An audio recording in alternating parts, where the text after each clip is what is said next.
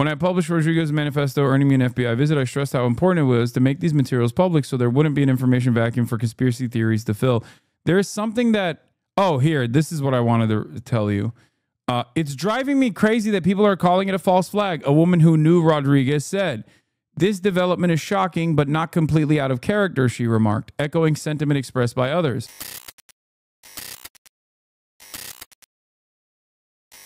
All right. Ken Klippenstein went and found Elias Rodriguez's leaked chats, accused of 2 Israeli embassy aides, ranted against many things but not Jews. He is just aching for the FBI to arrest him at this point, I think. I am not going to read all of this, obviously, but you guys can go read it if you want.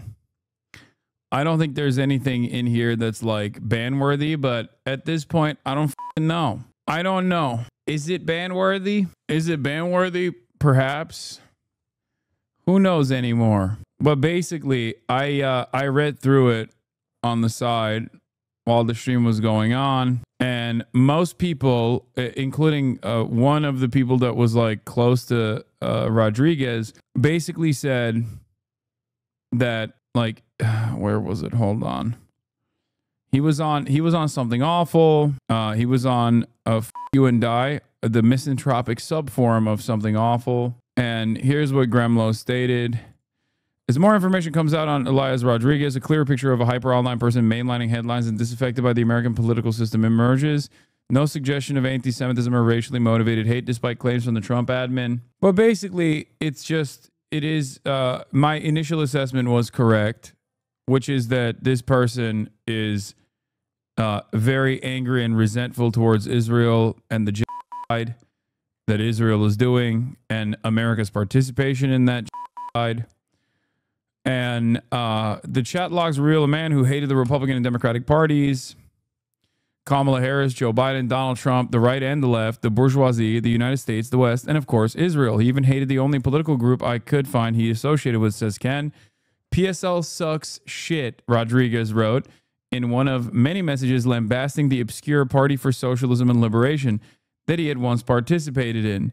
I wish I had just done a misadventure with the FRSO, Freedom Road Socialist Organization, rather than PSL, lol, he wrote. Still, when it came to race, Rodriguez's hatred seemed reserved for white people, where he said, lol, you probably would have to actually white people to make this a normal country, Rodriguez wrote in one post. Like, even a very targeted and selective rehabilitation program would probably have to lead to a lifetime of imprisonments of tens of millions of white people. I don't think he's being super sincere with this statement, but it is a classic. Though seemingly well-educated college graduate, Rodriguez threw around terms like dictatorship of the bourgeoisie, disgraced aristocrats, and ranted about his own disadvantages in life. His hatred of Israel was evident in posts he made the day of October 7, the day of the Hamas attack on October 7. Just saw an incredibly gory video of the aftermath of Israeli troops trying to get dressed for the ambush absolutely massacred by Hamas fighters. Lamau loved checking back in with the news every few hours like, I wonder if Israel still exists. Asked if he loved it, Rodriguez replied, you don't often get to credibly wonder if Israel is over yet today or not. The picture that emerges from this chat is one of a quick-witted, voracious reader, even ladies' man who was generally well-liked by his friends. But underneath all of this was a bitter streak that could veer into casual cruelty. For example, Rodriguez attacked another member of the chat who he saw as privileged for lamenting about the challenges of having a brother with schizophrenia. Rodriguez said in his post, why not just have him committed? You can't possibly be gaining anything from a relationship with a person like that.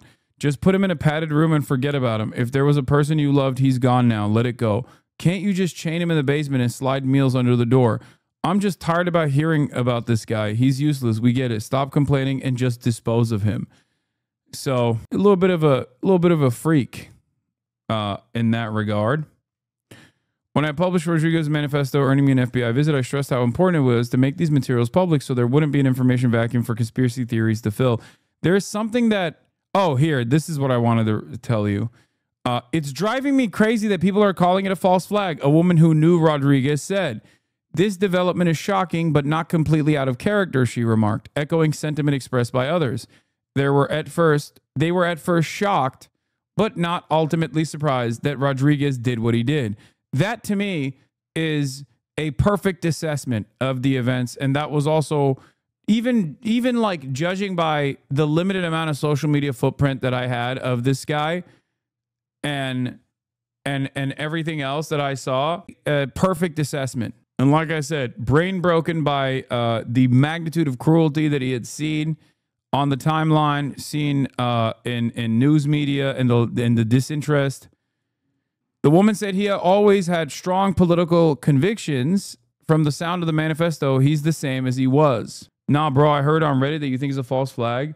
It's one of my least favorite things that people do online. If you actually understand the point I'm making and then you disagree with it, that's fine, right? When I say like Israel's a Nazi state, Israel's doing it, Israel's an apartheid state, and you put that in your article and you say Hasan says this is anti-Semitic, I'll laugh at you saying that that's anti-Semitic, and I'll laugh at this disagreement with nothing I've said that's objectionable, right? But whenever people actually will take my point and flip it in an effort to criticize what I'm saying, I hate that. I hate that more than anything else. Okay, I hate that more than anything else. Like whenever people go, "Oh, he said it was a false flag," when it's literally me saying the opposite. I hate that. It makes me so mad. You lie all the time, though. Why did you ban that guy? I want to know what that chatter. I want to know what that chatter was saying. Where have I lied? Maybe he meant I lie about gaming. Here, I'm gonna unban the guy. Anyway, well, basically, analysis of his profile reveals understandably frustrated with Israel, but has also like gotten so frustrated to a degree where he is going to take violent action. But at no point does it seem like he is like, you can say hatred of Israel is anti-Semitic, and that's incorrect, right? There are ways in which people who are anti-Semitic will shelter their anti-Semitism under the guise of like valid criticisms of Israel. That's something that people do as well. This person is not one of those people. You lied about your shorts? What do you mean? My shorts? My Shaq shorts? Oh, when I was a kid? Okay, dude, calm down. You could also just say any political violence is unacceptable. You don't have to turn it into anti-Semitism for it not to be unacceptable. Yeah, but the problem is, considering the metric ton of violence that's coming from Israel, that's a much more difficult argument to have in mainstream media, because people are still people. You know what I mean? Like, those Palestinians are people, right? The fucking embassy staffers that were in Syria that was blown up by Israel, those were people. You know, they fucking worked in the embassy, right? And when Israel has done so much violence, all of a sudden, when you try to when you're trying to tailor this around like violence against like someone who works for the Israeli government, that's a much more difficult argument to make in mainstream media, which is why it has to be around Judaism. I'm still not sure if this was an anti-Semitic attack or not. Why did he target people he likely didn't know were tied to Israel in a meaningful way? But it seems premature 100% to declare it was. I mean, I'm sure more information will be revealed in the investigation and the court case. But there are conflicting reports that have come out from the Israeli embassy. The Israeli embassy said that these guys knew who the people were that he killed. That's also another part of the story. Like, not knew who they were, but like knew that they were working for the Israeli embassy. But also, the event that he went to, it was rando. He did not. I don't know if the Israeli embassy lied about that, but I'm just saying that that's what they said. Having said that, the event that he tried to get into, and apparently there is some confusion here as well, but the event that he was targeting was a American Jewish community committee, AJC event that was specifically for diplomats, young diplomats, Israeli diplomats included. Now, the question also is like, why would he go to DC? He lives in fucking Chicago. If he wants to do an anti-Semitic attack, you think there aren't, Jewish people in Chicago? Like, what are you, crazy? There's a ton of Jewish people in Chicago. There's definitely Jewish people in Chicago. Yeah, fucking Hyde Park. Like, what are you talking about? Genuine question. How can you be critical of Israel without looking anti-Semitic? What? It's very easy. I do it every single day.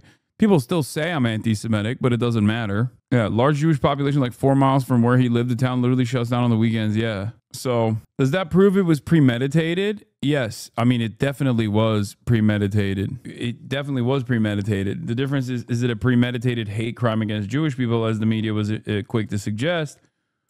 Or was it a targeted attack of political violence against people that work in the Israeli embassy? I'm leaning on the side of a premeditated targeted attack against people who worked in the Israeli embassy, and not a like random anti-Semitic attack. The Israeli ambassador claimed he went in and stalked them. The AJC and the event runner said he never went in and identified anyone. Also, it wasn't primarily Israeli diplomats. It was just DC Jewish professionals to talk about diplomacy. It's just very unclear right now. No, it wasn't just DC Jewish professionals to talk about diplomacy. The event itself was like a young diplomats conference. And so I don't know if it's like it was not single person was a Israeli diplomat or working for the Israeli embassy. I do find it very strange. I do find it very strange that people are quick to say that these guys were actually trying to find peaceable solutions to Palestine, to the Palestinian problem. That I definitely take issue with. The AJC is not invested in a peaceful solution to the Palestinian question, okay? None of these advocacy groups, 19 months in, I'm sorry, you know exactly which advocacy groups are actually invested in a peaceful solution to the Palestinians. They are called anti-Semitic by the ADL. Go, look up the Jewish advocacy groups that are on the ADL website to find out more about the only the only advocacy groups that are interested in a peaceful solution. Okay. Yeah. Here. The American Jewish Committee, if you key search genocide, it returns 310 results. American Jewish Committee decries Amnesty International's report on false genocide charge. AJC's Jacob Blausian Institute, UN diplomatic leaders reaffirm commitment to Genocide Convention. Okay. The only AJC statement on International Court of Justice arguments in baseless genocide case against Israel. Israel is not committing a genocide. So, no, I don't think that they are, it was DC Jewish professionals. Most of the people there were not actual diplomats. It was about bringing local Jewish youth together with diplomats, according to the event description. This annual reception brings together Jewish young professionals ages 22 to 45 and diplomats from around the world. And you're right, AJC is not exactly a peace org. Yeah.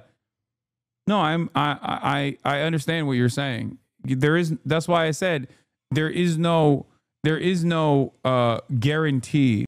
There is no guarantee that he was going to find Israeli embassy staffers there. He ended up finding them, but it's not like there was a guarantee there. But again, it leads one to ask, why would he go to DC to an AJC event? If he wanted to just kill random Jewish people? He lives in Chicago. Maybe the guy was misguided in the target, just hate for a race. Those members of this race happen to be from Israel. No, I don't think so. I'm telling you, I don't have 100% certainty of this beyond all of the things that we've found out about him. But I think he wanted to target someone connected to Israel. That's where I'm landing on, as opposed to instantly going, this was pro-Palestinian demonstrators that he shot and killed, with no evidence suggesting that that was the case. Like, he fucking flew in this. He flew to DC. Like, this was premeditated. Yes, you can fly with a gun, chatter. You just have, if you're if you have a permit, you can check in your gun with your luggage in the United States of America. Or maybe you don't even need to have a permit, actually. I don't know. Just not on the plane unless important. Yeah, you can. Yeah, you can. So are you no longer saying this was an anti-Semitic attack? I recall you saying the other day that it was clearly anti-Semitic. No, I don't think it. No, I didn't say that. No, I said that. I didn't say that at all. I was actually. What? I was literally saying the opposite. I'm saying that I'm leaning on the side. My bad. Must be misremembering. No, I said I was leaning on the side that this was a person who wanted to, kill someone who works with Israel, works within Israel, Israeli diplomat or the like. I think he wanted to literally do the stories that I've mentioned already, like David Frankfurter or what's the other guy's name? The one that the Nazis blamed Kristallnacht on, the one who killed the French, the Nazi embassy, like went into the Nazi embassy in France and shot the German diplomat Herschel Grinspan. Yes, thank you. That's what I think he was doing. But yeah, what I will say is I'm not gonna lie, I didn't think that the media would so quickly whip back to the genocide of the Palestinians. Like I thought that they would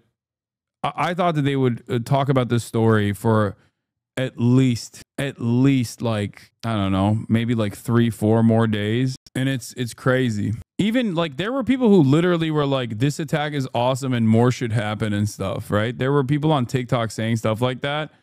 And even their condemnations didn't make it into the media cycle that much. Like New York Post covered that one TikToker, I think, who said something like, this is awesome. I don't know what he fucking said. I don't really give a shit. But that's it.